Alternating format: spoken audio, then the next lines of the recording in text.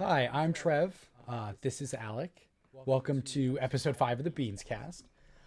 Before we get started, every episode we just like to say if you want to join the discussion, you can always follow us on Twitter at BeanscastPod and ask us questions there. You can also join the Discord. There will be a link in the description. This episode, or excuse me, all these episodes, we like to start out by discussing what we're drinking today. So, Alec, what is it that you're drinking today? I have a chocolate lab porter. So this is Oh, from Wisconsin Brewing Company. Wisconsin. Uh, Wisconsin. No one really says that I mean, I like say it. like that. Um, yeah, it's not. It doesn't taste very chocolatey. It's kind of coffee actually. Oh, it's kind of beany. I mean, chocolate's beany. That's true. It's just a bean pretending to be another bean. That's a fact. That's kind of like a coffee bean. Yeah. So What? there's layers to this. Mm. What? What are you drinking today, Trev? I made myself some cold brew yesterday, and I have a nice little Mhm. nitro cold brew machine, and so I'm having some nitro cold brew now. That's what I'm drinking on. Look at It's look at less this. it's less nitro than cold brew at this point, but I was shamed last week for not having a beanie enough beverage, Yeah. so I Always busted gotta out have that my bean kegerator beverage. thing and did the whole thing. Always gotta Used have that the bean beverage. used the nitro appropriately. Unlike some people would have you Oh encourage you to my do. gosh. I would always encourage appropriate coffee nitro making. Let's not even go there. Let's not even All go. right. So we do sometimes talk about games, Yeah. and there is a little bit of gaming news that we are interested about. Alec, what have you been playing? I've been playing some Mario Strikers, sort of. I Oh, don't even know sort what they of. called that. What did they call that thing? Um, First It's not even kickoff or something like that. yeah, because it's not Something like even a that. beta or anything like that. It's not like a Or even like a test. demo or anything. Yeah. It's literally you can play the tutorial from the game, which I Hmm. guess is kind of cool because then like day one, people are going to be able to get in and play the game and know how to play it. Right. At least a Um, little bit. yeah, it feels like it controls well. I enjoyed it, That's good. but I also just kind of wanted to play a match, and you can't do that. That's not an option. Not an option. And even then, it's still not out for like what, like 2 weeks? Yeah, I think they're gonna do like an online test Hmm. before it comes out, Hmm. which is very un-Nintendo. Aren't they changing how they're doing their like online connections to try to make it better for people going Yeah, forward? I think what was it? Was it the last Mario Party that was on the new online? Hmm. So theoretically, it's better. Echo, Inda says Echo. For who? Who has the Echo? Who is echoing?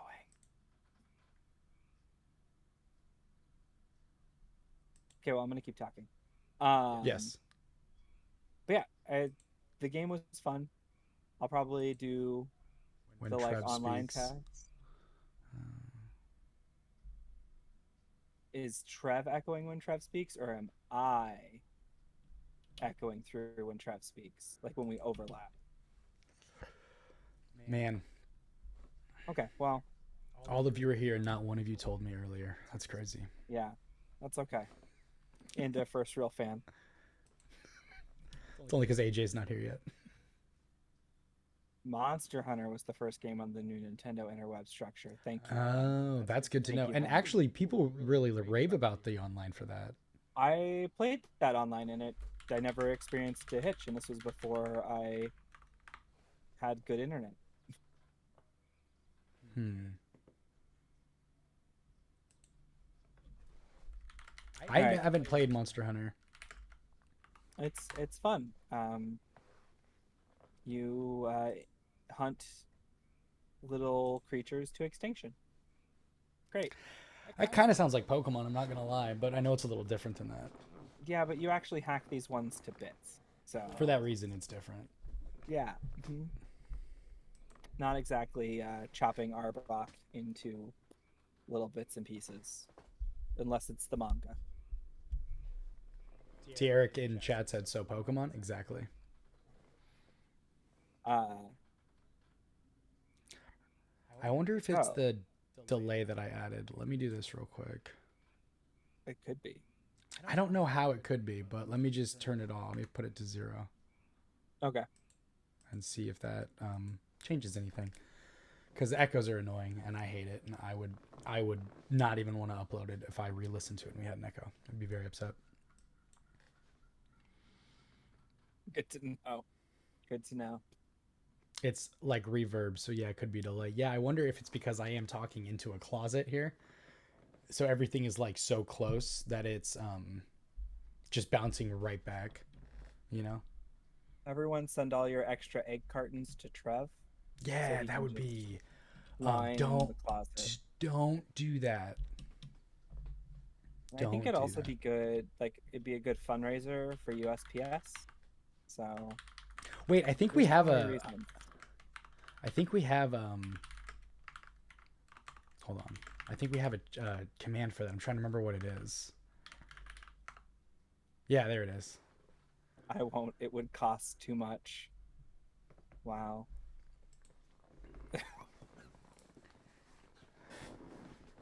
What is that command? Yeah, it's pretty good, right? What is that command? Inda Okay. Inda helped make that one. For All right. viewers, it's currently we're raising money for the National Organization for Trev's acquisition of Cupertino's official nugget, formerly known as Not a Con. Thank you for your donation. It's good. It's good stuff. It's because I wanted Good one of stuff. those Macs that was like $65,000 fully specced out, and Indo was like, "Just crowdfund it. You got this."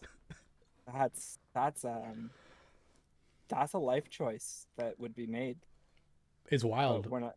Yeah. Are you playing any games, Trev? Did you Not play a really. game I this week don't. at I don't really all? play video games, man. You hate Played video some. games? I played. You know what I actually did do is I played the golf Mario. What is it? Super Mario Rush Golf? or whatever. Yeah. Fun game. I got the game late, so when I got the game, most people had kind of stopped playing it, which was kind of upsetting because then I didn't have anybody to play it with, and playing it versus the computer is significantly less fun than like playing it with like friends. So I kind of there's even DLC that I haven't tried yet, so I've been running through the free DLC, the updates, and hoping that I can convince people to start playing it with me. I have yet to play a Nintendo Switch Mario sports game. Like literally That's a playing the mistake. tutorial in Strikers is the most Nintendo Switch Mario sports game I've done. That's an L. I'm not gonna lie. Strikers is looks fun, but golf is a fun game. I I enjoyed previous Mario soccer games. So So you're gonna like Strikers. You hope. You have faith I for hope it. I hope so. I have multiple times almost bought uh, Captain Subasa, I think it is. Hmm. That is also like arcadey soccer. Hmm. Uh, so I'm hoping Did that you I will play enjoy that it. Rocket League at all? I know that's like really different, but I did not play Rocket League. no interest. You know, I don't know. It I looks mean, like it's Inda free, so chat. I guess there's. It looks like Inda and Eric are both down for golf, so I officially have two golfing partners now. Let's go. Look at that. You Clout, have love to golf see it. buddies. Um, yeah. You So wanna dive into it? Have we done enough? let's do it. Let's All do it. right. We're here. We're about to get real heavy.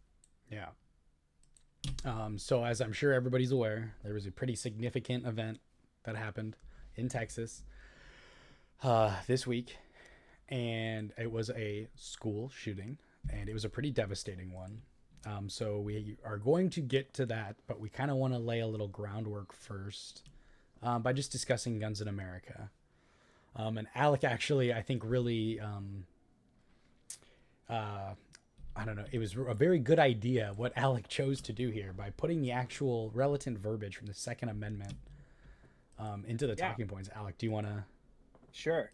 As all things with our lovely Constitution, clarity is not always something they thought of. So, the actual verbiage of the Second Amendment, a well regulated militia being necessary to the security of a free state, the right of the people to keep and bear arms shall not be infringed. So, here's the problem we run into in America. You can interpret that two ways. Really, the big challenge here is how you interpret the word people in the Second Amendment. Is people a group? Is people a person? So, the way I read this, the way most pro gun control people read this, is that it is implying that that the federal government cannot infringe on the state's rights to have guns, to have a militia. Not the federal government can't infringe on my personal right to have a gun. Hmm. But they can't say, hey, state of Wisconsin, you can't have a militia of any kind. Well, if you take it in the latter of the Mm-hmm. individual rather than the group, what is well regulated militia referring to? An individual can't be a well regulated militia. No. Also, how regulated It's not. That's the is, other thing. It's not. yeah, we're not even at the point of regulated with individuals' ability to own guns here in the US. I mean, I also So, saw somebody point out that, like, uh, how wise is it to really be trying to currently enforce policy written by people who would be aghast to the sight of a dishwasher? yeah. Oh, I mean, like, when this was written, a gun was a musket. Right. It takes minutes to reload a musket. If you're really good at it, Yeah. it takes Yeah, longer if you're not. you know what the second thing you do with a musket is after you fire it? You stab someone with it. Right. That's why bayonets were necessary. Those aren't Yeah. just for looks. So So an America has AR-15 would not even just an destroy the AR-15 though. minds. That is the go-to that everybody runs to because it's Yeah. an extreme, and that's fine. But a handgun, which is Hmm. often agreed upon too, almost universally to be like generally thought to be more dangerous because it's concealable. That is a like again a musket is a long barreled gun. You can't just pull one out randomly Hmm. in a group of crowded people. Like a handgun is enough of a leap from a musket to say like we need to reform and rethink and re-regulate this. Yeah, absolutely. Like it's insane, and I understand. Like obviously it's not you. Like everybody goes to the AR-15 because it's a favored gun as well for people Yeah. for that commit these mass killings. But it's like guys, even a handgun is insane. It's And scary. it's terrifying, and there's so many people who would otherwise be considered or thought of to be somewhat reasonable will just double down on this like, well, this is my right, this is my right to have a gun. And it's like, you think that this is a toy, this is a toy to you, that's what you use it as. You're not Rambo. I know that you do want to think you are Rambo. You will never be Rambo. Like, it's insane. I think a lot of people have pointed out to like in what the 1960s or the 50s, metal tipped lawn darts killed one child, and the government Hmm. made metal tipped lawn darts illegal. I mean, just think about how regulated like fireworks are. In Oregon, the state I grew up in, you actually can't get fireworks legally that leave the ground. Yeah, most states you can't get fireworks legally that leave the ground. Hmm. I mean, I grew up in California, so firework laws are extra insane Right. for Well, other they should reasons. be. But Yes. but like it's an explosive. Literally, it's insane. Uh, And go ahead. Eric pointed out in chat he has to qualify monthly to keep using his firearm at work. So why do we hold him to that standard, Hmm. but not just someone who hasn't had the level of training that he's probably had to keep it at home or It's to keep it absolute. as a concealed carry? And all of the statistics, I'm not gonna pull up all the numbers. People don't need everything force fed, but every statistic says like keeping a gun in your home for self defense leads to the owner of the gun getting harmed more times than not. Like Yeah, in 'cause it's instances where the more gun is dangerous. used, it's against the owner of the home almost Hmm. always. It's Hmm. insane. It's someone else in the house on purpose or on accident using that gun. Quite literally. Or The amount somebody of who in children that accidentally shoot someone in their house because there's a gun in their house. and the parents thought, "Oh, well it was locked up." Well, like it was, but it wasn't locked up enough. And America's got a really complex history with guns. You know, Alec and I were kind of talking about what to include here, and we came up with some more recent um, examples, starting with, I think, for a lot of us, the Columbine High School Massacre is what it's called. It's what it's remembered. It's Hmm. what it's referred to as. It was the first. It wasn't the first like shooting or mass shooting, but it was the first one that seemed to have such a reverberation in schools because there was like what 10 students killed. Yeah, it was such a national event. Like we all knew what was happening, Right. and that's not something that we really saw before because it was starting to be at the advent of the social internet. So news started traveling faster. Right. There was new policy put into place, new rules, new regulations. None of them about guns, to be clear, but Hmm. like student interactions, what kids were allowed to do, lockdown drills became a little more regular, and like we were talking earlier, they were even more regular now, and especially in comparison to things like fire drills and earthquake drills. Lockout drills are more and more common. But things like Columbine, where two students, and I'm sure everyone's familiar with it, but two students walked into the school, started killing, and 10 students were killed. And that would be enough in most countries to immediately change gun policy.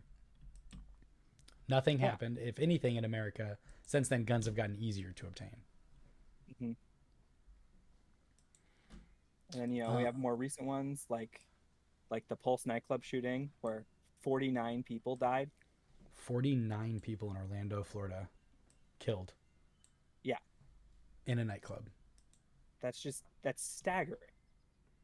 And 53 additional people were wounded. We talk so much about like the death, but like these weapons too that are made to they're weapons of war. They're made to kill people. They're not made for hunting or anything like that. Obviously, the damage done to the body, you might survive, but you will have life afflicting conditions. Like it's not going to be a pleasant. I mean, I'm not saying you can't, be happy and healthy or whatever, but there's going to be life altering impacts here. Hmm. And so yeah, like you Uh, said, 49 dead though too. yeah, it's just staggering. And but gun policy was surely changed at that point. Absolutely not. I think it's now easier to get a gun in Florida. That's insane. And then another It's one nuts.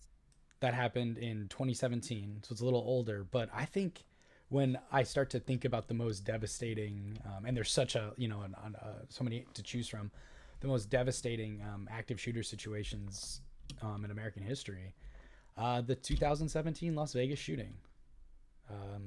Where 2017 a 64-year-old man from a high rise in the Las Vegas Strip just opened fire at basically some concert goers and killed 60 people and wounded an additional 411.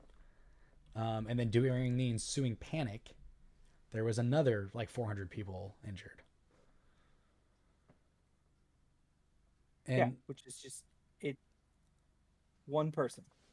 right, one person did all that damage. And we talked about this earlier, just you and I, but hotel policy was changed. They don't let you like have stay for certain amounts of time anymore without like having people check into your rooms or whatever. Hmm. They're just like more scrutiny towards people just like coming and going, bringing in large bags and whatnot.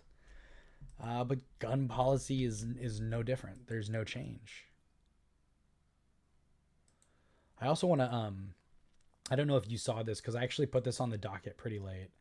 But the New York Times had a cover today.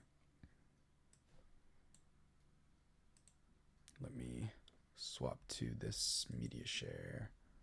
Wow. Yeah. And these are all, I know it's a That's little hard to chilling. see. It's chilling. These are all different um, active shooters. These are all different mass casualty events. And all of them, the one thing they all had in common, authorities said the gunman was able to obtain the weapon legally. Yeah. So we're not even talking about like illegal activity leading to these. Nothing illegal happens in most of these situations until the first bullet is fired. Right.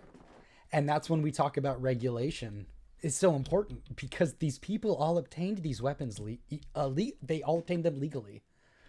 Hmm. And like, how do you combat that? Is you regulate weapons. Like you regulate guns that are made to kill people. It's just insane. Well, Um, yeah, it's especially. I mean, like you're gonna get into like the politics of it. Why we're at the way we are. mm-hmm, Uh, I'm gonna start over here, but like, so the reason that mm-hmm. we as a group have probably noticed, as a country, have noticed that this is happening more is because we had an assault weapons ban for 10 years. In 94, the Clinton administration got an assault weapons ban through, and then it needed to be renewed every 10 years. And so 10 years later, we were in the Bush administration and they let it expire. So it's easier to get an assault weapon now. Like, why does anyone need one? It's a weapon of war. You don't. I mean, there are. I mean, sure. No. If you want to argue that people in war, actively in war, need one, okay, sure, I'll hear that argument. But like civilians, and so like when people tell you like we can't ban assault weapons, it can't be done. Never forget that we did. We actually already did. Hmm. We've But done it before. there is a reason that assault weapons actually can't, or rather won't be banned in this country. Yeah. Oh, wrong. There we go. So if we just look over at Mitt Romney shortly after the events in Texas, grief overwhelms the soul. Children slaughtered, lives extinguished, parents' hearts wrenched. Incomprehensible. I offer prayer and condolence, but know that it is grossly inadequate. We must find answers. I totally agree. Somebody pointed out I made a table to better illustrate the money received by some senators of the 50 getting NRA money and annual gun deaths in their home states. And if anybody doesn't know, NRA, National Rifle Association, is essentially the guns political arm because guns are better represented in America than like homeless people. Hmm. So Mitt Romney, the one who tweeted this, his career, and granted he's been in office a long time, but his career earnings from the NRA, $13,647,676. That's Crazy. $37,391 per death. Most people in the US won't earn that amount of money in their life. That's a fact. It's absolutely insane. So how dare somebody like Mitt Romney come at us with thoughts and prayers, condolences, but we must do something. You know what you can do, Mitt? You can stop taking this blood money, not be a fucking corporate shill for a gun lobbying corporation, and fucking pass legislation to regulate this shit. It's absolutely insane. These people are spineless fucks, all of them. I like Pat Toomey down here, $981, relatively low, but Yeah. still over a million. Absolutely insane. Just It's just insane. it's just crazy. Like that. I mean, when we talk about corruption in other nations, we are the most politically corrupt country, because this should be illegal. Mm-hmm. These people are being bribed before our 100%. eyes. Quite They're being literally. paid to have the positions that they have on guns. Because gun makers need money. Isn't that like, I don't know. I haven't looked it up. I should. But it wouldn't surprise me to learn if like America's number one export is guns. I mean, I wouldn't be surprised. Yeah, just weapons of war in general. Yeah. But like how can you not say, if I gave you $13 million, wouldn't you be more favorable towards me? Like there's no way that Mitt Closer to Romney 14 is than able, 13. yeah, is able to put aside the fact that this group of people has this idea of what they want him to think and do, Mm-hmm. and he just goes against it while cashing their checks. And it's just okay. This is just American politics. This is fine. This is business as usual. This is expected. It would be weird to not lobby the government to try to get favor. Yeah, this is just it's just what we do. But like you said, like that's not we don't talk about that as if it's corruption. We talk about that as if it's just, hey, well, that's politics. That's politics, baby. When 100%, it is just, it's corruption. Legalized corruption. We have legalized bribes in the United States. And we've done it effectively. All you have to be is a lobbyist, and you can legally bribe a senator, a representative. Right. It's absolutely insane to me. Like there are go ahead. I was going to bring in like the Jimmy Carter example. Mm-hmm, mm-hmm. To become president, he had to put his family's peanut farm he had put it in a trust.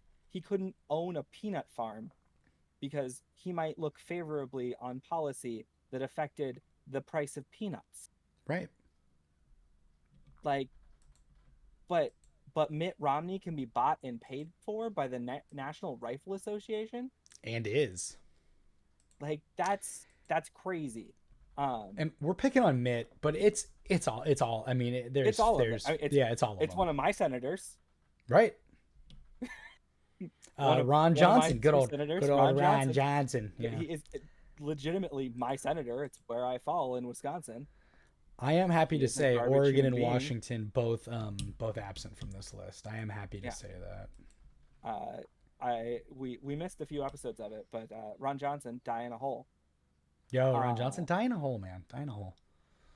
But I think about this a lot when I think about lobbying in America. If we're going to keep it, which we shouldn't. America, don't keep it. Give it back. But then at least, like, we need to pass a law that when they are campaigning, when they're in D.C.,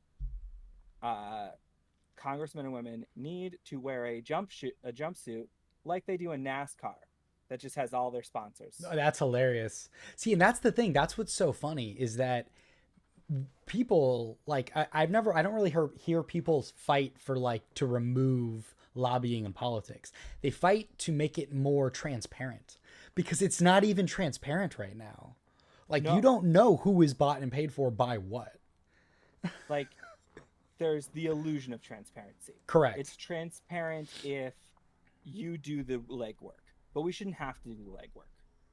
We shouldn't have to look up all of the donations that were made to your congressperson. You shouldn't. You should know.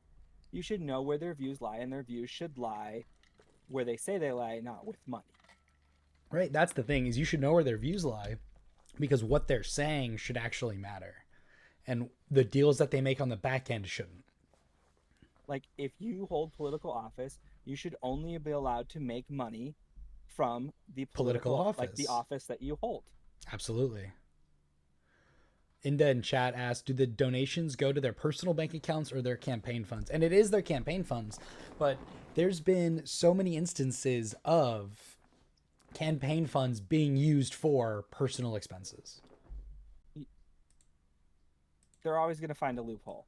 Correct. You talk to one person about politics on your 10-day trip to Hawaii, guess what? that is a work trip. Yep. You sign one thing while you're in Europe with your family, work trip. And it's like it's certainly that egregious. And there's also certainly like a good way around that is the campaign hires a consulting firm. They are Mhm. paying somebody however much money to consult. What does consulting mean? Whatever you want it to mean. It's money laundering. You're moving money from one account to another in a way that looks legitimate to avoid the scrutiny of regulation because you're literally laundering money. But it's okay because that's just business. That's politics, baby. This is how it goes. It's absolutely insane. And like we were talking earlier before we started recording here, that we have seen several now politicians suggest before gun regulation, before getting and like I personally would like to take all the guns and unexist them. Melt them down. Whatever is, if I could Thanos snap them out of existence, I think that would be ideal. But like, whatever, melt them down, sure. That is not going to happen. I understand that. So I would very be okay with a lot heavy regulation, background checks, understanding who has guns, mental checks on these people who want to buy weapons of war. I would, personally rather get rid of all that.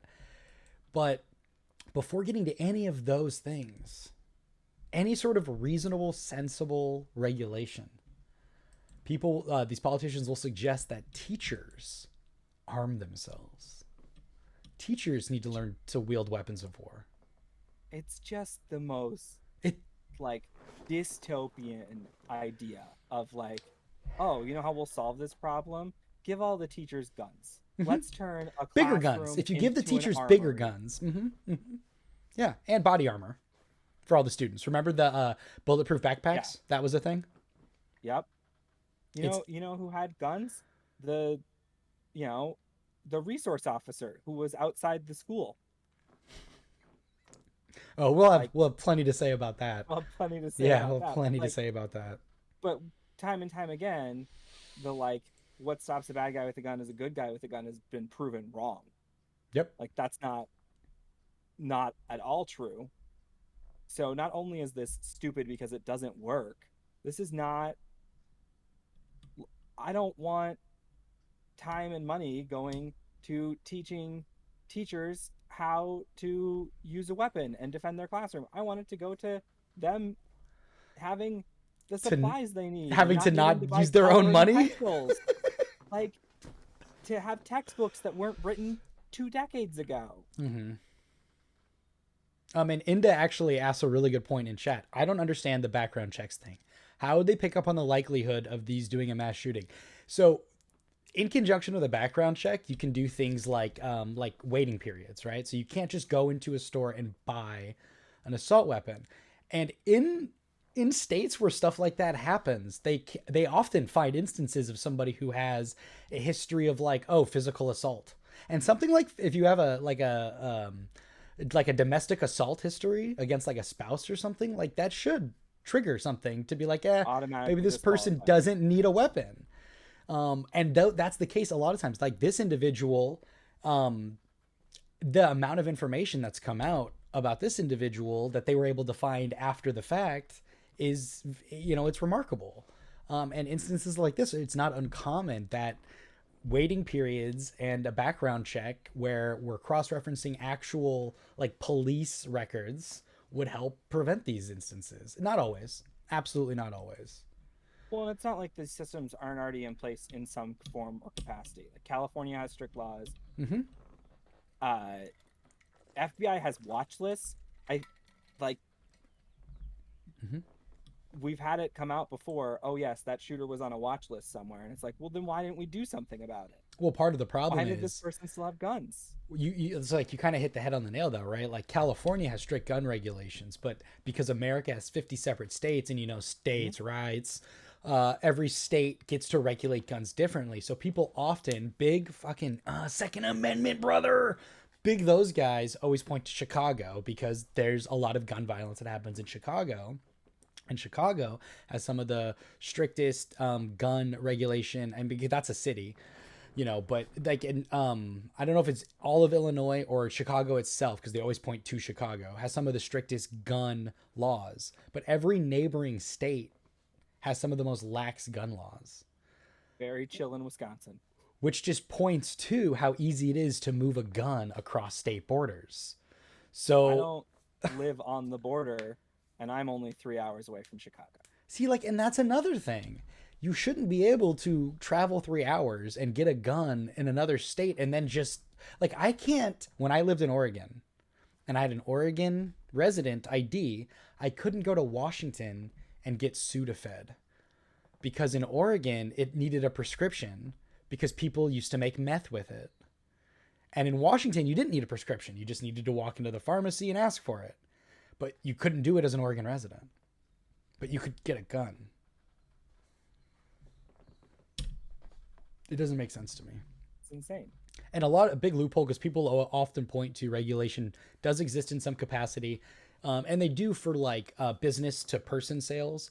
But another big loophole that a lot of these gun purveyors find is the like trade shows and the person to person sales, where there's certainly no background check. You walk in, you buy a gun, you walk out, like you're done.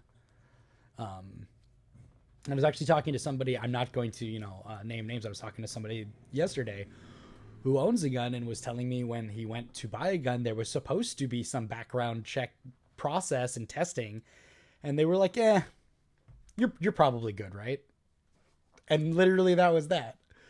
So it's insane. Yeah, private sales. Sorry, that's the terminology, right? Private sales. And I know that people are against, like, if I want to gift a gun to somebody in my family, that should be okay. And like, no, it shouldn't.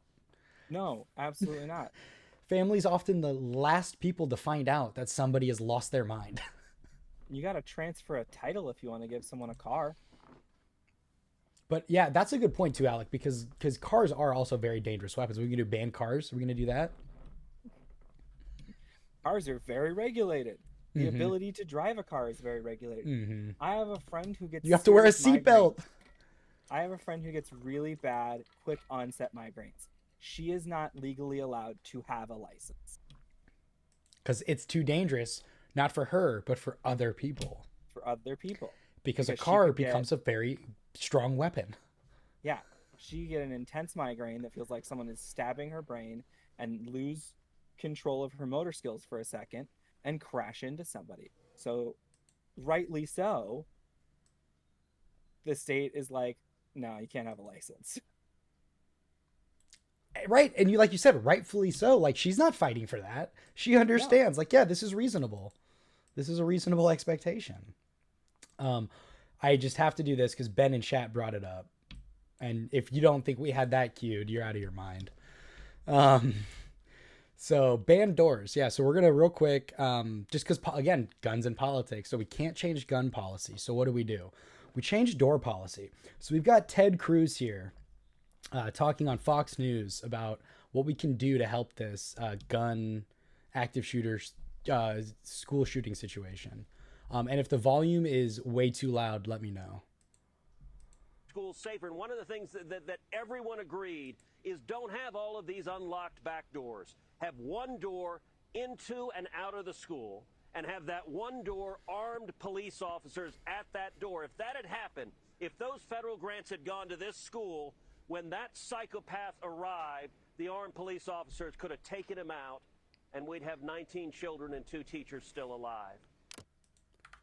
This man wants to ban doors rather than create comprehensive gun regulation laws. This man wants everyone to die in a fire, even the smallest of fires. Like, first of all, every fire marshal shit their pants when they heard this. They were like, "This man actually makes policy, guys. This is scary." Like, think about high schools, chemistry labs. How easily it is for a stupid thing to happen and someone to knock something over with an open flame, and one small fire could kill so many more people. Also, like, the feasibility, like, I don't know how big your high school was. My high school was like 2,000 kids. The feasibility of one door is fucking insane. Not to mention there were like portables. Like, I don't know if I've been told that's not common in other states, but like portables that are literally like manufactured homes, essentially, like little, four wides or whatever, that they have classrooms in. Like, they're not attached to anything. They have a door. My high school was like an outlet mall. It was like 7 different small buildings. So exactly. So what do you do then? Yeah. Every building has one door though, but they're all cut off from each other. They're all sectioned off. But also imagine an instance of like panic in an active shooter, where if you have one door, everyone's going to the door. You've funneled everybody to one position. Mm-hmm. This is not a solution. It's a more dangerous situation. So it's insane to me. I just think that rather than trying to get people to die in fires, we should probably pass comprehensive gun laws. We should probably get the guns out of the hands of the people that want to do these things. You had posted another Ted Cruz clip.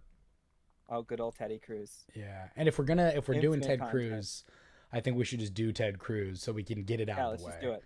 Because it doesn't get better. Get rid of Ted. All right, so this is a non-American reporter asking about why only in America. Let me switch to this.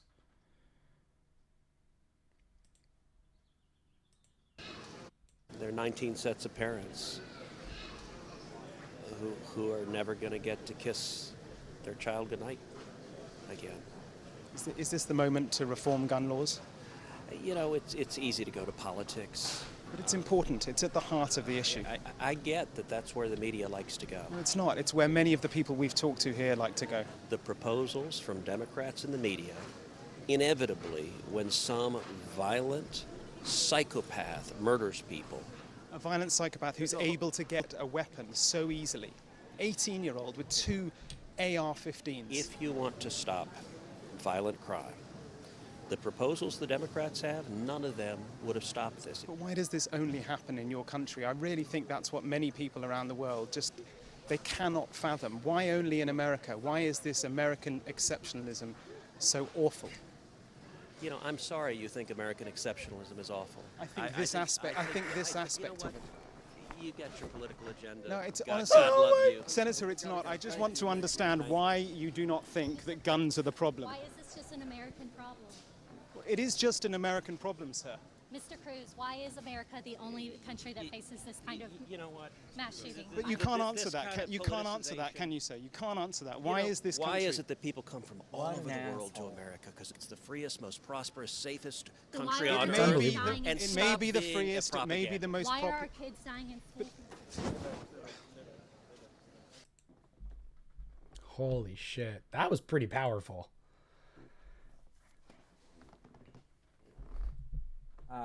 Thanks to that reporter. Thanks to that reporter for fucking asking the question. In a way that American reporters don't. Ever. Like, those were important questions. Why does this only happen in America? This part of American exceptionalism. I loved how, too, as soon as he saw, because he can't stand on the points, because there is no reasonable argument to be made. So he sees that opening. There's one answer to why. Right. It's because there's no gun regulation. So he sees that opening, and he's like, oh, you hate America. Ah, I see now. I gotcha. What a fucking piece of shit, dude. I just can't with these assholes. Garbage human being. Die in a hole. This is actually a really great point from AJ with Watch Redirect. I just don't get how Republican constituents can, with their whole chest, contradict themselves so often. Like, if legislation does nothing, why be so bullish on legislating abortion? Exactly. Because they know legislation does matter, but they only want you to think that it doesn't matter when it's things that they get paid to promote. It's absolutely insane. And stuff like more. Go ahead. I was just the immediate pivot to like right at the front to be like, oh, the media and the Democrats. It's like, this isn't about the media or the Democrats. This is about people. This is about the fact that gun control is actually very popular, much like abortion. Mm-hmm. Very, very much the majority of Americans are on one side of this. You are on the wrong side of this because you are bought and paid for by the NRA. Facts. And so your only recourse is to say, well, the media and the Democrats want this, and that doesn't make sense. Don't play politics with the national tragedy. Mm-hmm. Playing politics is all we can do. That's all that's left. Right. That's what you do to save lives here. That's what we It's do. like, it's exactly what Politics Nate said in exists chat. for a reason. Right. Immediately made about dunking on Democrats and not about safety, because that's what his constituents, his base, is going to be excited about. Excuse me. That's what they want him to do, is they want him to dunk on people that they don't like for whatever reason. And like, I don't like Democrats either, man. Democrats suck because they want the status quo. Absolutely. And the status quo sucks. Like, Yeah. like you're not dunking on me, dude. Yeah. I don't give a shit who else you think is terrible there. I want you all to do your fucking jobs. Right. You're there to make policy that makes this country better. You know what does not make this country better? Kids dying. I've got two teenage kids. One is going to high school next year. One is in middle school. Like, this is something that affects me, like, Yeah, on a very couldn't real imagine basis. How terrifying it was to have them go to school the next day. It's absolutely insane. They actually had, because the fucking Proud Boys showed up, because the Proud Boys are big Pacific Northwest white supremacist group. They showed up at the kids' school to protest mask rights and were open carrying. They forced these high school, because the high school, middle school, and elementary school here, it's very cool how it's laid out from like a public planning perspective. It's on one city block. So if you go to the elementary, middle, and high school, you know where your school is already.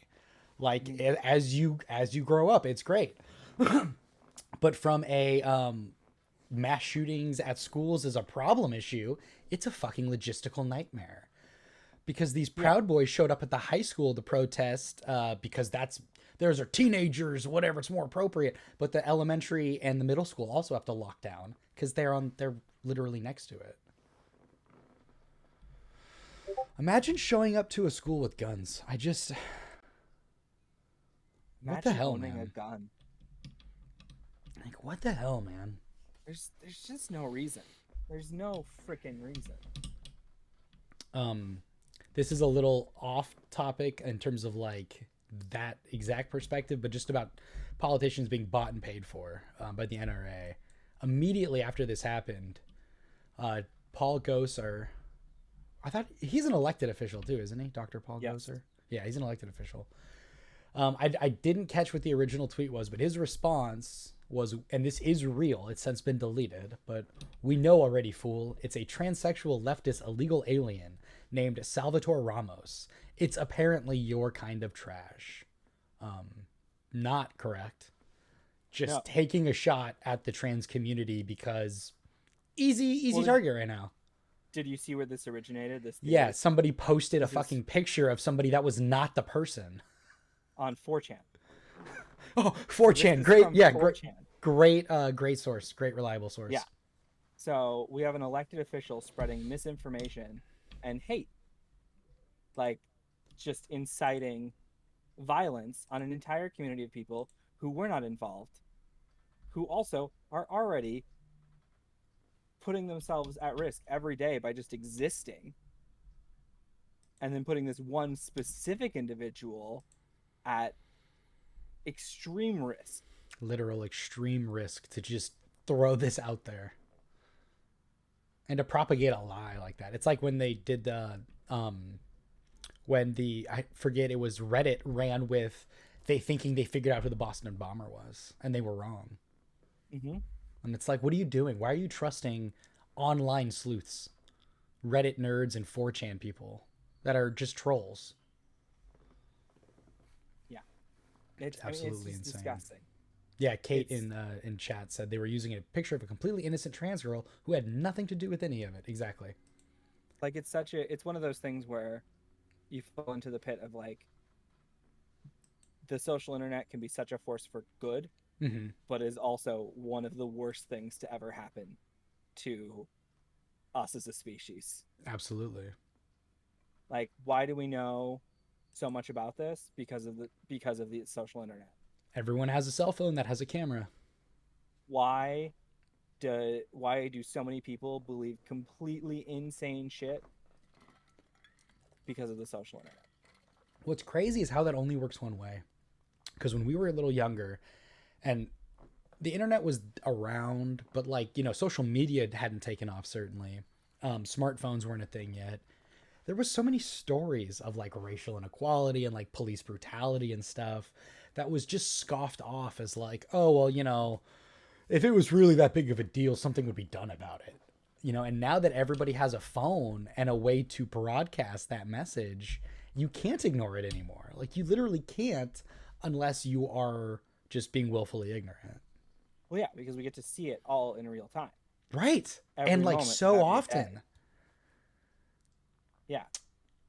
And like we've gotten this far in the podcast without pointing out the hypocrisy of being anti-abortion rights and being pro-gun rights. But there you go. I don't know. It's this, Yeah. the mental hurdles that takes. They care about the fetus. They don't give a shit once the kid's out. Right. No, that kid actually probably had it coming, you know, so. I mean, as discussed last time, they don't even care if you can feed the kid. Facts. Why would they for think formula? No, why would they think that that's relevant? Helping feed the kid, that's crazy.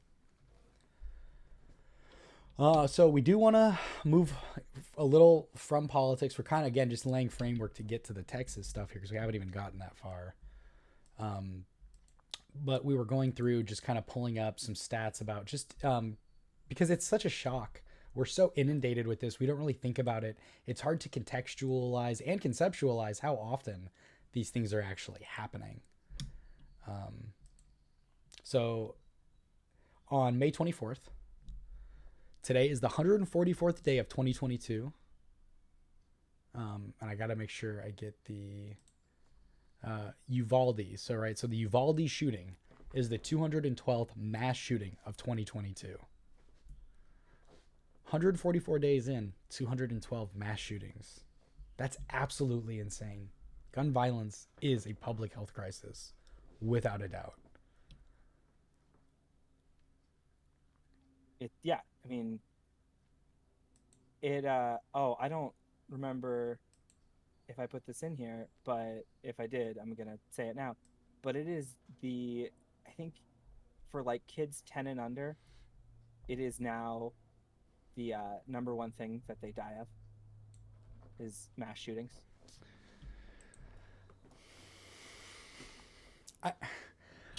I don't know what needs to happen to actually make change happen. If that's not enough, like, we're a developed country. Like, that's not, you know, like, that's insane. Like, we've surpassed car accidents for kids. Like, that's number 2. That's crazy.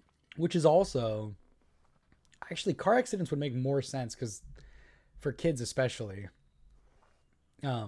it's so significantly more dangerous. Car seats are terrible. If you install a car seat even the slightest bit incorrectly, right, it goes from protecting your kid to being a death trap. To being literally a death trap. Like, it's worse. Yeah. So that actually makes some sense. But yeah, I'm being called out for using the word developed. I am just reaching for a word that I hear people say. I totally can understand that. I think, like, what I mean to say is, like, a nation that has whatever our GDP is, right? It's like our GDP is too high to have deaths that are so preventable like this. I think that's like the factor, but that's also a really cringe way to look at stuff because money is fake. Realistically, these are very preventable deaths. Like, that's the issue here, is that these don't need to be happening. There are laws we could enact to, make real change here and make real progress. And we don't, because bought and paid for by the NRA.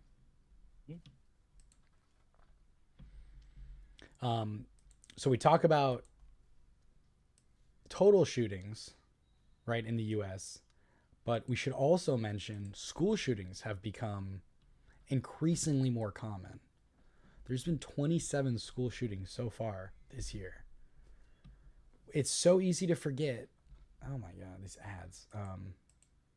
It's so easy to forget because we're so inundated, but it's absolutely insane how often that this is happening. 27. We haven't even gone through 5 whole months in this year. That's absolutely insane. This is always so disorienting when my mouse is on the other screen. I'm going to pull this up real quick.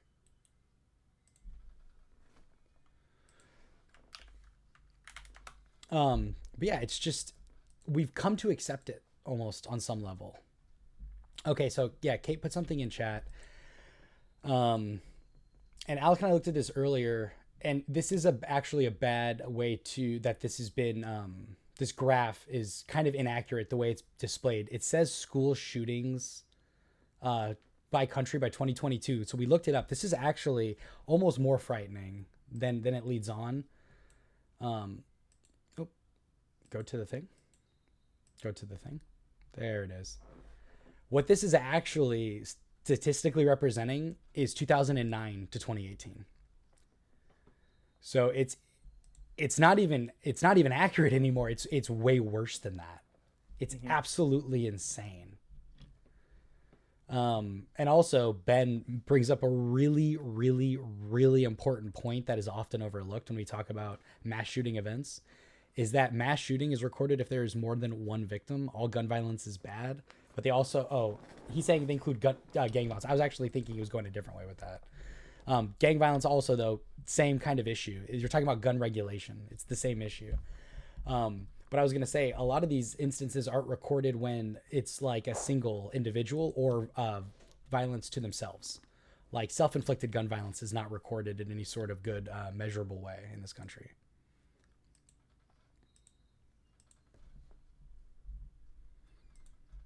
I think that's all we had for non-Texas school shootings.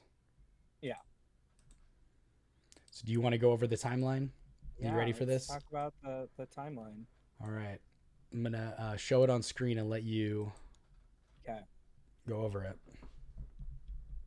So yeah, timeline. We have this first one from Mike Baker here. Students calls to 911. So this is even like the full timeline. This is just the 911 calls. That's from that perspective. 12:03, whispered she's in room 112. 12:10 said multiple dead. 12:13 called again because no one had come to help in the 10 minutes since the first call.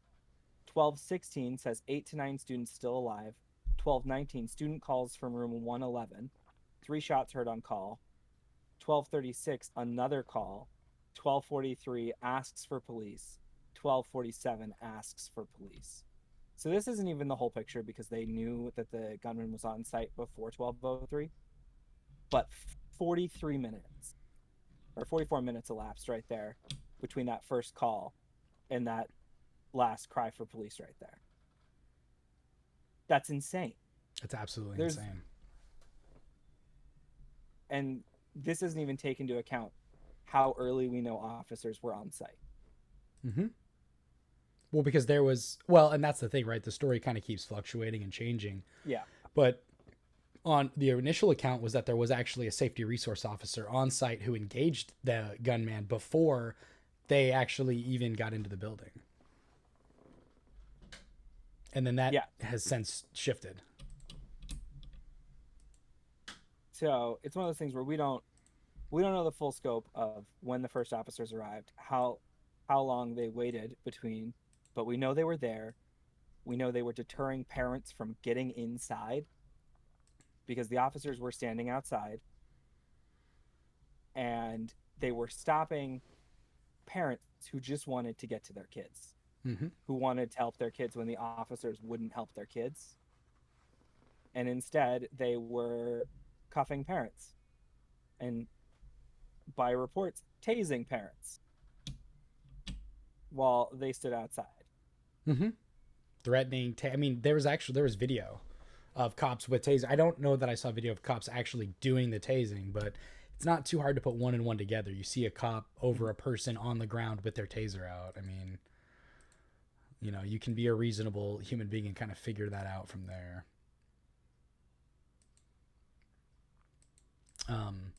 So like you said too, that was the timeline from a perspective of 911 calls.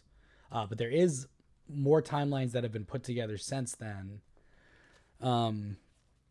that are a little more comprehensive, right? So it has from other perspectives from just the 911 call. I think I have that pulled up here. Can you read this? Or do you have it pulled up so that you can read it? Don't have it pulled up yet.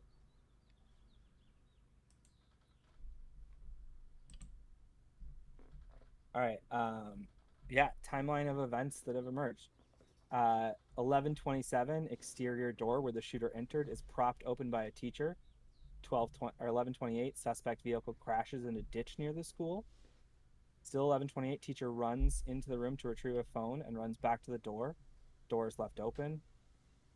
Two men at a funeral home hear the crash, move towards the scene. They see a man exit the passenger side of the car with a gun and backpack, and they start running back, after which the shooter fires at them but misses. Teacher panics and goes back into the school to apparently call 911. Call to 911, reporting a crash and a man with a gun. Upon hearing the report, the school resource officer immediately races toward the school. So 11:30, first 911 call. 11:31, suspect reaches last row of vehicles in the school parking lot. Hiding behind a vehicle, he fires at the building. The school resource officer drives past the suspect and goes to the back of the school, approaching someone he believes is the suspect, but is actually a teacher. 11:32, more shots are fired. 11:33, suspect enters the school.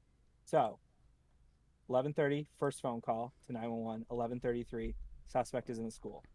And he begins shooting in 111 and 112. More than 100 rounds are fired.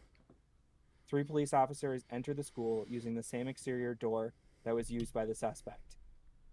They are shortly thereafter followed by 4 officers, for a total of 7. The first 3 officers went directly to the classroom door, which was locked, after which the suspect fires. 2 of the officers received grazing wounds. 11:37, more gunfire, 16 rounds. 11:40, more gunfire. 11:44, more gunfire. 11:51, 2 more officers arrive, presumably inside the school. 12:03, officers continue to arrive. There are now as many as 19 officers inside the hallway. 33 minutes after the initial call. Yeah. 12:03, a woman calls 911 and whispers that she's in room 112. So here we go to the last one that we went over that was from the perspective of the people inside.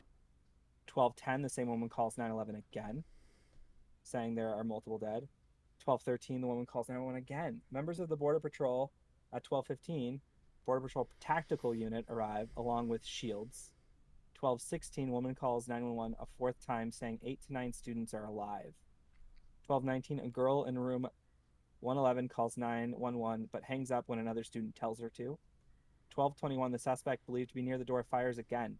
3 shots can be heard during a 911 call. 12:21, law enforcement moves down the hallway. 12:36, 911 call lasting 21 seconds from a girl who had called before. The dispatcher tells her to stay on the line and be very quiet. The girl says the suspect fired at the door. Sometime between 12:43 and 12:51, the same girl calls 911 asking, please send the police now. At 12:46, she says she can hear the police next door. At 12:50, officers breach the door using keys from the janitor because both doors were locked. The suspect is shot and killed. So time elapsed from first call to finally getting in there and confronting this man is an hour and 20 minutes, according to this timeline. It's nuts. And Ben in chat points out that Uvalde's a small town. There's no reason it should have taken cops any amount of time to really even get to the school. Not to mention that the police force receives 40% of that town's funding.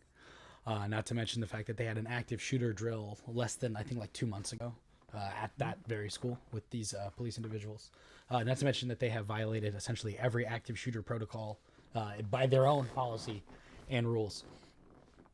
Alec, what do you think is going to happen to the gross mismanagement? Clearly that happened here that resulted in the death of several children. Absolutely nothing. No justice? No. No. Because what do we know? We know that they're being audited by themselves. That always works out well. So that sounds like a good way to make sure that something is... I think the state of Texas is looking into it.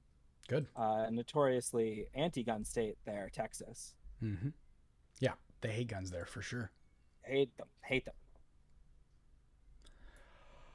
There is an interview that I saw with the Texas Department of Public Safety Director Stephen McCraw talking about why the breach took so long, because there is a lot of consternation from people about, because, like, you know, according to that timeline, the cops were on scene and, you know, like, it wasn't that long to get on scene. But also important to remember that this timeline is in part painted by the cops, right? So that in and of itself is not a reasonable, like, it's not reasonable. Like, they have a, what's the word? Incentive. They have a vested interest in us not knowing all the facts. Right. They have a very vested interest in us not knowing all the facts. If we didn't have, this is where social internet for a force of good comes into play. Mm-hmm. If we didn't have it, we wouldn't know this. Right. At all. We would know so much of this. This would be the level of knowledge that we have 20 years ago, 30 years ago. Like, we just wouldn't know. Well, and the fact that in the timeline itself, right, the first 911 call to when they actually get there is pretty quick, but 11:35 is when they supposedly enter the school but don't breach the door until 12:50. So almost an hour of actually being in the school without breaching it. And I have this interview queued up. We can watch this interview about why. He talks about hindsight. Before we even start this, I just need to point out some things to listen for, as he already is mentioning words like equipment. AJ in chat points out this dumbass country wants to give them more money. Exactly. He's talking about has a SWAT team. A literal SWAT team. They have a $10 million budget. 1,000 people has a SWAT team. And this also comes back to the whole, like, you know, well, I don't want to see you asking for the police when there's an issue. It's like, well, you don't want to ask for the police when there's an issue. But another thing to keep in mind is that the police not only have a vested interest in lying to the public about this, they have a vested interest in finding a scapegoat. So as we listen to this individual, just keep that in mind. And I'm just going to, I think it's like a minute and a half. I'm just going to let it play. Colonel, what can you tell parents that were here waiting and asking for the police to go in? You doing apology for them? And there was 19, like I said, there was 19 officers in there. In fact, there was plenty of officers to do whatever needed to be done, with one exception, is that the incident commander inside believed they needed more equipment and more officers to do a tactical breach at that point. That's why BORTAC was requested on the scene. As soon as they were there, they executed a search, or at least a dynamic entry, and went in. And of course, that was not till 12. That was not till 12:57.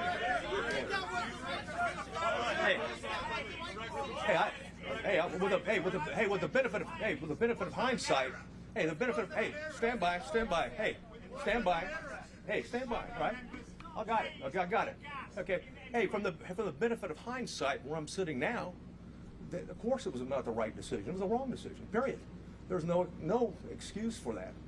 But again, I wasn't there, but I'm just telling you, from what we know, we believe there should have been an entry at that as soon as you can. Hey, when there's an active shooter, the rules change. It's no longer, it's no longer a barricaded subject. You don't have time. You don't worry about outer perimeters. And by the way, Texas embraces active shooter training, active shooter certification, and that doctrine requires officers. We don't care what agency you're from. You don't have to have a leader on the scene. Every officer lines up, stacks up, goes and finds where those rounds are being fired at, and keeps shooting until the subject is dead, period. Pretty wild stuff there. Insane. And you'll notice that he mentioned that, the commanding officer didn't think it was an active shooter situation anymore, which is a really subtle way of him saying they thought all the children were already dead. They believed they thought that there was no one to save. Yeah, they were okay with that. They had already decided, all these kids are already dead. We've come to terms with that. So this is how we are now moving forward. So like when people talk about ACAB, this is the kind of shit that they're talking about, man, because I couldn't imagine being a cop right now. And it's just insane. Because we pay for this. Like, this is tax dollars at work. Right. And for people who don't know, Here, let me actually just go back over to the media share real quick. For people who don't know, Robb Elementary doubled its spend on school security since 2017. They had a fence, they had surveillance, they had officers on duty, they had active shooter drill trainings. All of it failed. Everything about it failed. The problem is the guns. We need to address the guns. Brian brought up in chat that my dad works around cops and said that as long as there's 2 officers, that's enough to move in. According to their public-facing training manual, now this is what's available to the public, they are required to move in themselves if there's 1. Mm-hmm. They are supposed to go in and risk their life. That is their job. Like, it says something like, and if you don't want to do that, find another job. Like, right. there's an excerpt that's basically like, this is your job, do it. None of them read that, apparently. Yeah, I'm looking to see, because I know exactly what you're talking about. It's like highlighted because they have it very clearly laid out, and it was in the active shooter drills that they just went over. Yeah. So when we sit here and we talk about, we get to a point of talking about arming teachers and teaching teachers how to have weapons and diffuse these situations through force, we're not even encouraging our police officers. We don't even have police officers that will do that when it is actually their job. Correct. Because this brings us beautiful segue, Alec. I have to give you so much credit for this. It's absolutely gorgeous. It brings us to our next point here. And actually, too, AJ in chat talking about the threat of like, oh, well, when something bad happens, I don't want to hear you talk about calling the police. He says that's such a shitty threat. Most people I know don't fucking trust the police, wouldn't call them to begin with. We tell our kids that. We're like, yo, if it's not like immediate, like somebody's coming at you with a gun, the cops are not going to help you. And even then, you call us. Like, we're going to come. We're going to put our lives in danger. But it's important to remember in this country, and I think a lot of people don't know this because propaganda is very real. Police employ several social PR people to keep a certain air about them, right? So it's always important to remember things that, like, for instance, in this situation, cops stood outside the school while the killer rampaged inside. Onlookers yelled at them to go in. They didn't.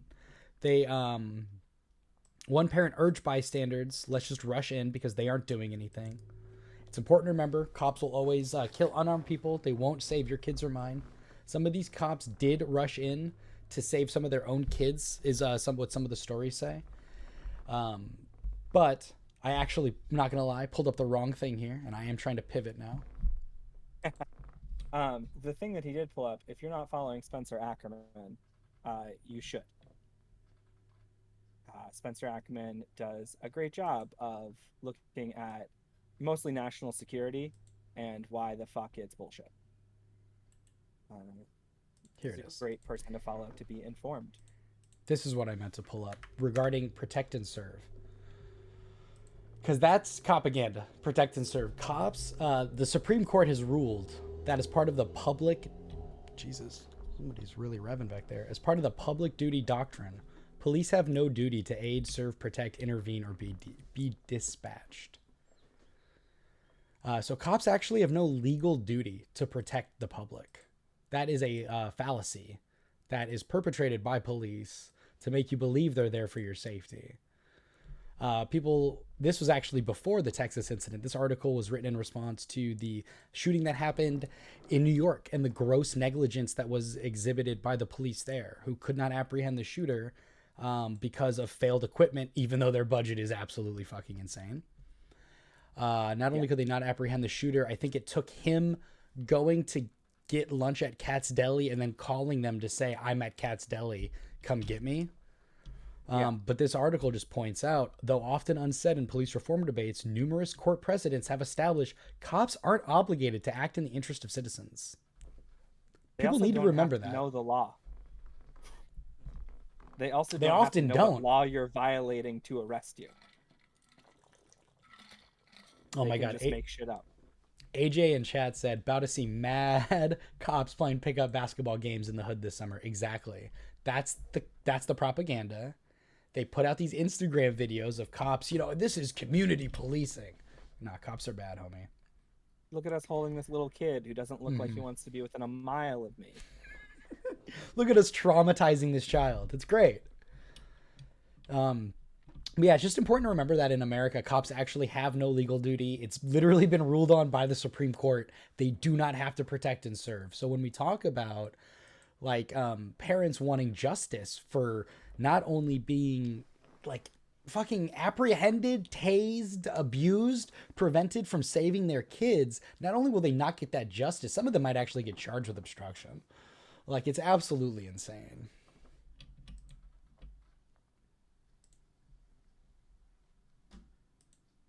Yeah, it's so immensely disheartening. And that it's all just marketing at a level, because the idea of defund the police was a rallying cry of, hey, there's lots of things that the police respond to that the police shouldn't be responding to. We should fund other organizations that can respond in this situation. We don't need the police for everything. They're actually really ineffective at doing most of the things they do. They aren't necessary for most of the things they do, and they do them poorly. Correct. And frankly, we ask a lot of a police officer. A police much. officer should not have to respond to a mental health crisis. Correct. They're not trained for that. There's no way they can be adequately trained for that. Right. But then the right takes it, and Fox News takes it, and takes defund the police as, hey, all these people want anarchy, which is not what people are asking for. They're asking for services that actually help them. Right. People want to be able to call somebody for help when they need help. That's what they want. The cops are never the answer, though.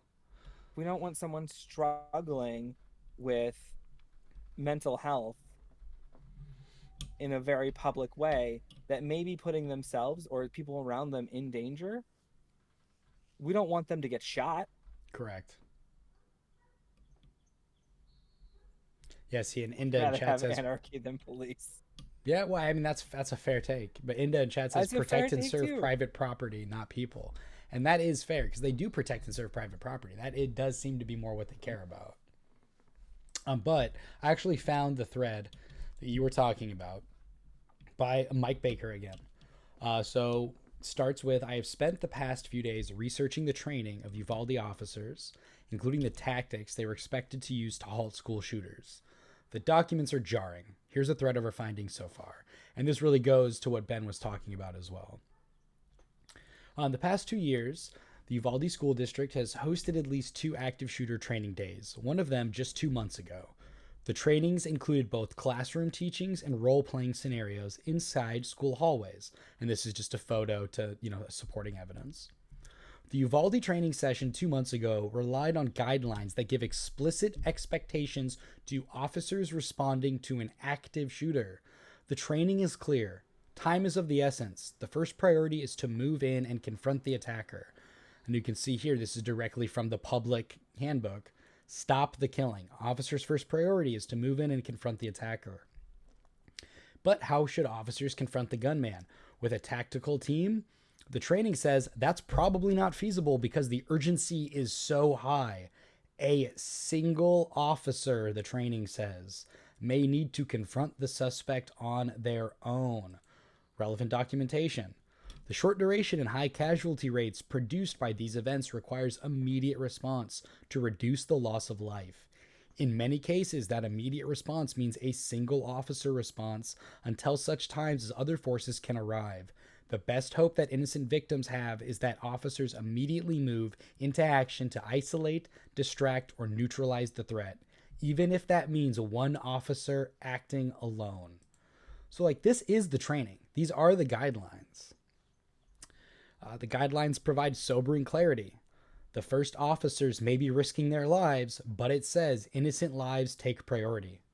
A first responder unwilling to place the lives of the innocent above their own should consider another career field. This is exactly what you are referencing, Alec. Yeah. Plain as day. Get another job. Right. And I'm going to just jump around a little bit because this one was especially pertinent as well. The guidelines that they went over actually provide scenarios in which officers are shot, including one modeled after the Santa Fe High School shooting in Texas. A scenario explains if one officer is shot, the second is expected to go on responding solo. Like, it's just, it's cut and dry. It's night and day. It's black and white. It's just insane. It's just insane. So I don't know what else to really say about the scenario. It's just, it's kind of overwhelming. Yeah. It just, there's no, it's one of those moments where it feels hopeless to just exist at all, because you don't feel like you can do anything. Right. And it's like it's a very limited scope of things you can do. You know, right now there's a bill that has passed the House of Representatives that would require background checks at a federal level, so all states would have to comply. That has not been brought to the floor in the Senate. It won't pass the senators. Senate. No, it won't. But call your senators. But call your senators. And if they don't want to do it, vote them out. Many studies have been done. If more than half of eligible voters oh my God, yeah, show up for every election, Republicans never have anything. And as we've said, Democrats aren't a whole lot better. But guess what? They're way more in line with where the majority of Americans lie with policy. They're at least not trying to actively make it worse. They're just trying to maintain the status quo. And when we're talking about something as basic as getting background checks, waiting periods, weapons, semi-automatic weapons not on the street, not right. as an item that you can buy, that's like baseline to me. It is. That's low bar. Mm-hmm. I agree. You know, my senator, Ron Johnson, up for re-election this year. Guess what I'm going to spend a lot of time doing leading up to November is trying to convince everyone I know to vote and vote for not him. Not Ron Johnson. I mean, specifically vote for the Democrat running against him, because you have to pick someone and you all need to pick that same person. This is not a time to vote third party. I mean, you look at people like Bernie Sanders or like AOC, and they're not Democrats. They're not. No, they not. are. Right.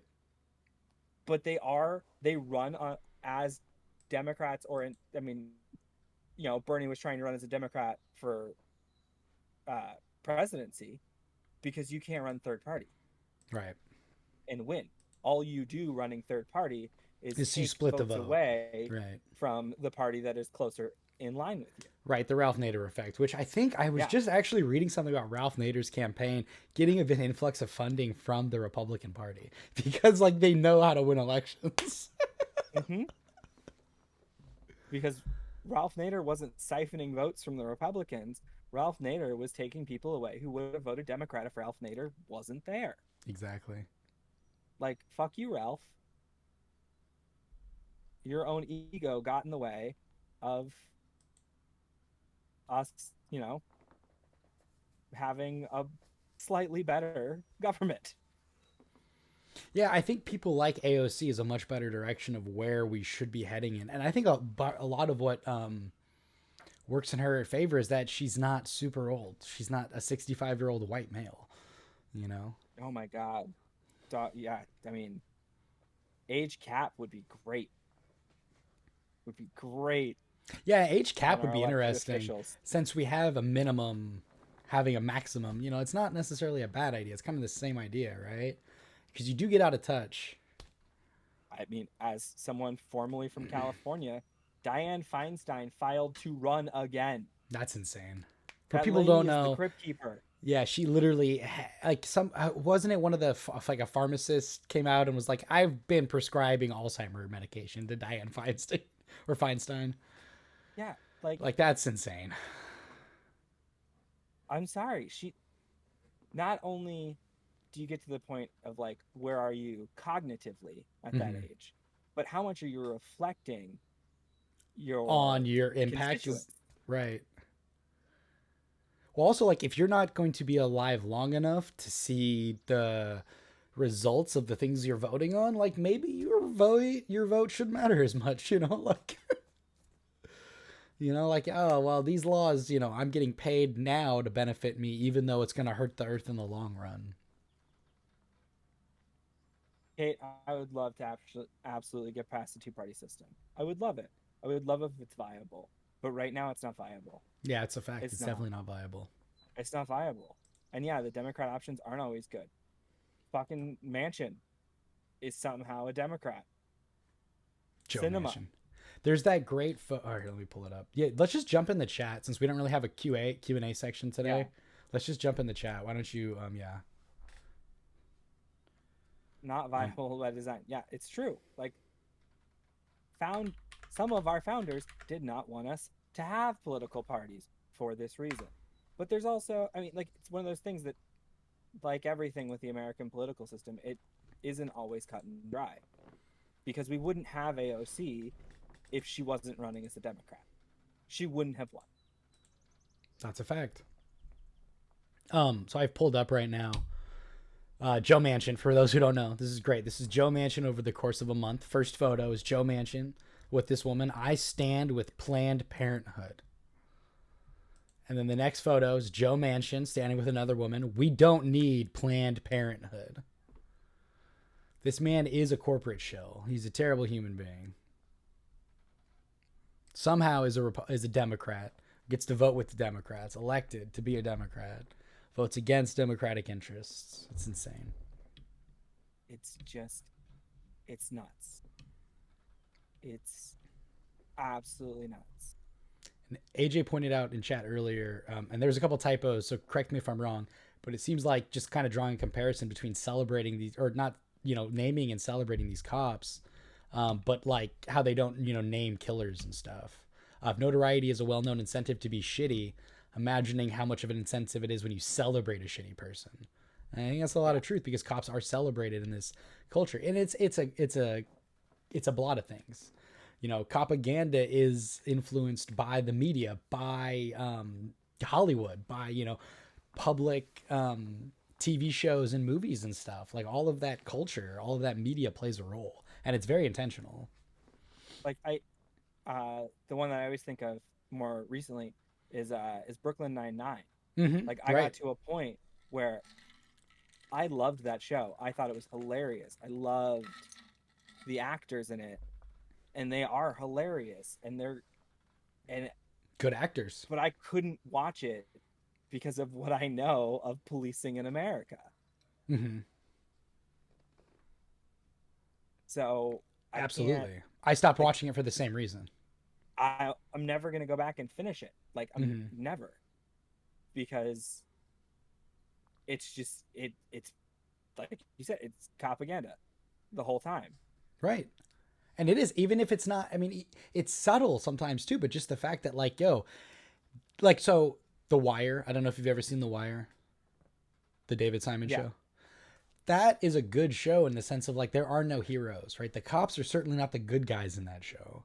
Mm-hmm. They're definitely the bad guys, but like, everybody's a bad guy, which is like fair. The bad guys are bad guys. The good guys are bad guys. The media's the bad guy. Everybody's a bad guy. That's just the reality. Shows like Brooklyn Nine-Nine, where they're not even saying like cops are your friends. Just the way that they are overwhelmingly portrayed. It just subliminally and subconsciously makes a difference. And AJ clarified, he's saying people literally become cops so they can be celebrated. And it's a shitty reason to be what is supposed to be a public servant. 100%. You become a public servant to help people, not to be celebrated for helping people. It's like that thing, right? Like, if you want to be a cop, that should disqualify you from being a cop, because you want power over people that you shouldn't be allowed to have. I love Inda in chat that the David Simon show is an interesting way to try to get someone to know what The Wire is. I mean, why? Because he has so many popular shows, or what? It is, well, because would most people know if they didn't know The Wire? I mean, he was really popular for like 6 Feet Under, I think, too. And Treme was really popular. 6 Feet Under, another hugely popular show. Not at Wasn't all it? just like I mean, it was like a critical darling. I mean, HBO people love HBO shows. You know, HBO is pretty popular. True. HBO people do love HBO shows. Guess what? HBO is not public. Yeah, but it's popular. Free to get. The Wire is 1 billion times better known than its creator. It's because people are dumb. I don't know what to tell you. I thought Treme was pretty big. Man, maybe I'm just a David Simon stan and I don't know it.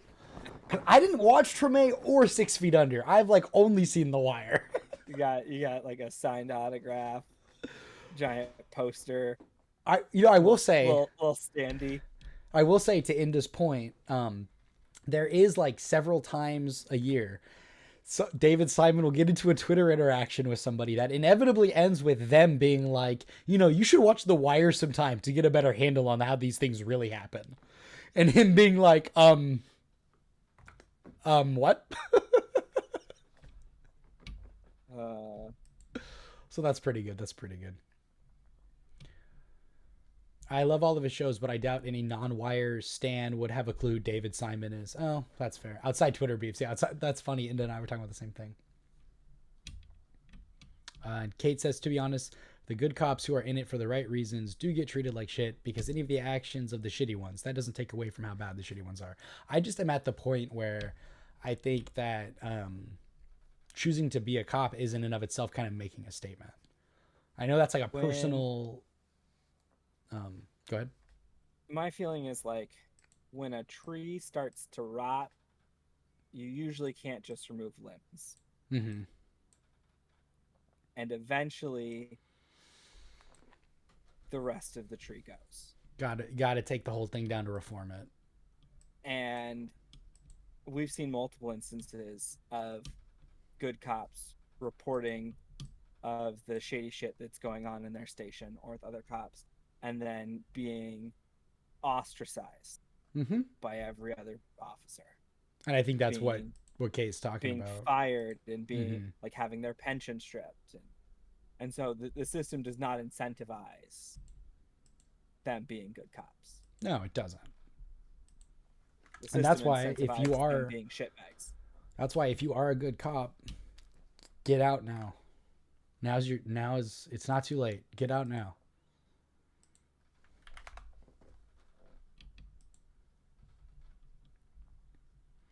Yeah.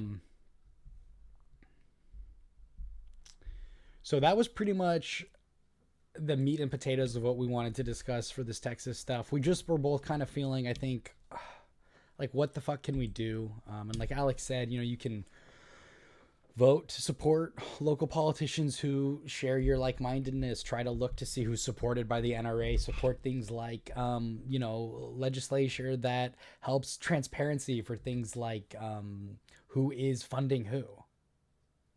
Yeah. Yeah. Look at what you're voting for. Just vote. I know that that it feels hopeless. I get it. I've been there. I've had many friends in my life who are like, what's the point of voting? What's the point of voting? The point of voting is that the world is an echo chamber. And the more apathy you put out, the more apathy there's going to be. The more right wing that goes out there, the more right wing there's going to be. Mm-hmm. Like, if you start going and you bring people with you, change can happen. It's going to be slow. It's not going to be as direct as you want it to be. Ever. But when the option is voting in hopes of a change or not voting and just agreeing, and just letting it go, I'm gonna stand in line for a few hours, a few times a year. Well, and see, that's another thing we haven't even, like, the way that elections are held is a scam too, you know. It's a whole other topic. I live in a voter ID law state. Yeah. So well, and how many polling stations exist how many polling stations exist where you live? Where I live, a lot, because it's predominantly white. Oh, it's amazing how that works. Yeah. I vote in a tiny town where there's more than one, and it's all white people. It's just so fucking blatant, dude. It's so annoying. And we can't even as a country come together because, voting is this sacred thing. Is it? Because you don't give people the time to do it. You actively make it difficult. So if it is this sacred thing, why don't we encourage people to actually do it? Why don't we make that a thing? Why don't we make that even the thing? People talking about it making it a holiday is a rigged idea, because holidays there is no holiday where the whole country shuts down. No. So there is still a segment of people, usually the poorest, who won't have their voices heard. My entire adult life, I've worked in the service industry. Those days are busy days. Those are the busiest days. There is no incentive for the service industry to shut down on those days because they make more money those days. Correct. Exactly. They're the only thing open. It's where people want to go. It's insane. And like AJ in chat puts, gerrymandering being legal is the most disheartening thing about it all. The fact that political parties get to gerrymander districts is absolutely insane. If it was like a third party, even then, no third party, but drawing maps obviously needs to happen because how broken our political system is. But a political party drawing a map is insane.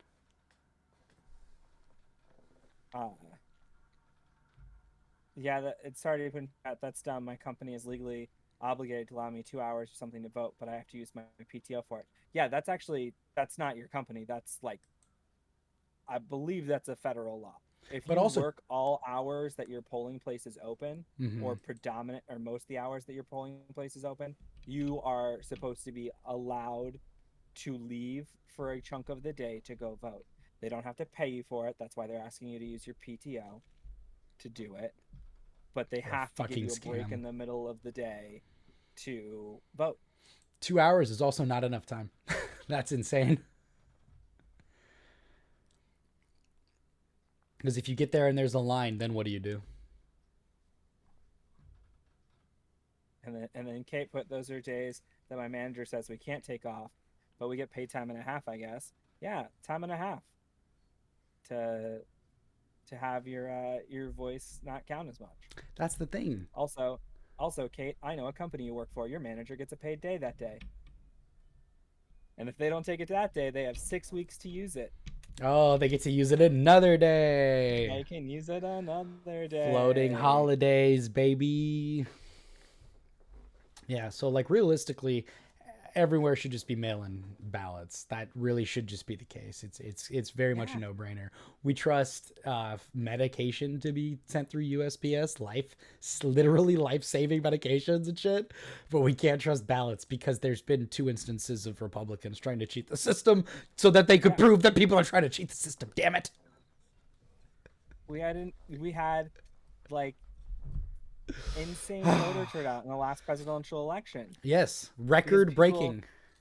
Because states were like, hey, there's a pandemic going on. We should make access to mail-in voting and absentee voting broader so more people can vote without putting other people at risk. It's crazy that that's what it took, too. To be clear. That a pandemic. A fucking literal pandemic? Yeah. Mm-hmm. Insane. That's literally what it took.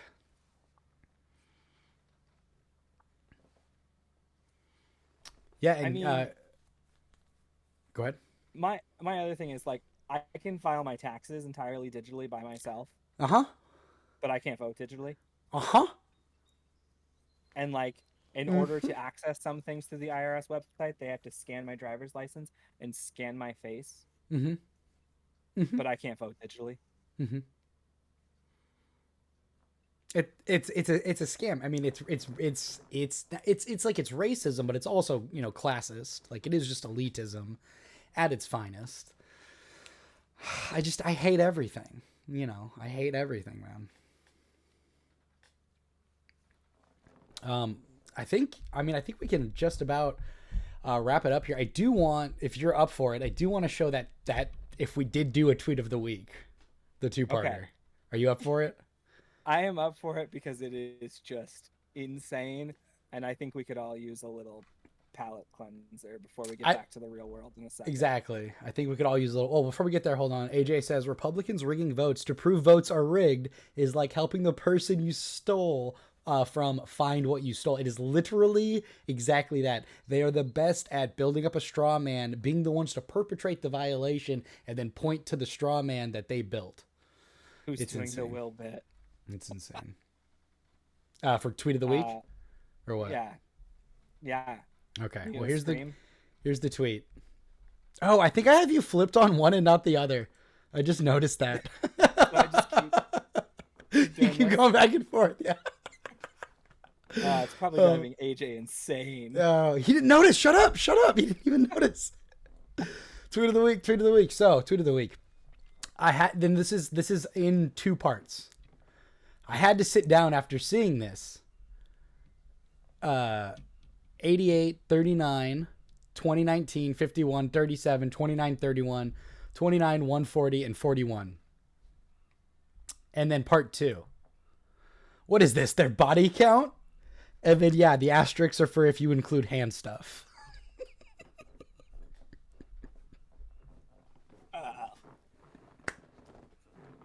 Love it. Big fan. Just in case y'all are wondering, what it actually is their canonical age according to the books. Yeah, that's true. But I like the asterisks meaning hand stuff way more. Meaning hand stuff. Oh, Fredo at 51, not a bad body count though. Not gonna lie. This seems low. Yeah. Aragorn at 88 seems low. I think we can all agree. Yeah. That's a handsome man. But like, Sir Ian McKellen in the 2019 baby. Yeah. That Orlando Bloom being just shy of 3,000 is like also that tracks. Yeah. Yeah, Kate says Legolas so high tracks, exactly. That's a fact. Yo, Gimli with the 140, that's some love. Not gonna lie. Yeah. I'm impressed. I wish I could look that good at 88. You know, the things that man does in those books and being an 88-year-old man is impressive. Mind-blowing. Yo, I'm an 80-year-old man and I can barely get up out of my chair. It's crazy. Yeah. And I got a comfortable fucking chair. I got a lazy boy. Yeah, I'm just gonna go to sleep sitting up after this. Speaking of after this, Alec, I think we're about ready to wrap up. Do you want to do the outro? The outro that we still didn't write? It's there. It's there? A17. Oh, okay. Oh, that's a short outro. Oh, you got it. All right, well, that's another episode down. Thanks for hanging out with us, and we will see you next week. Bye. Bye.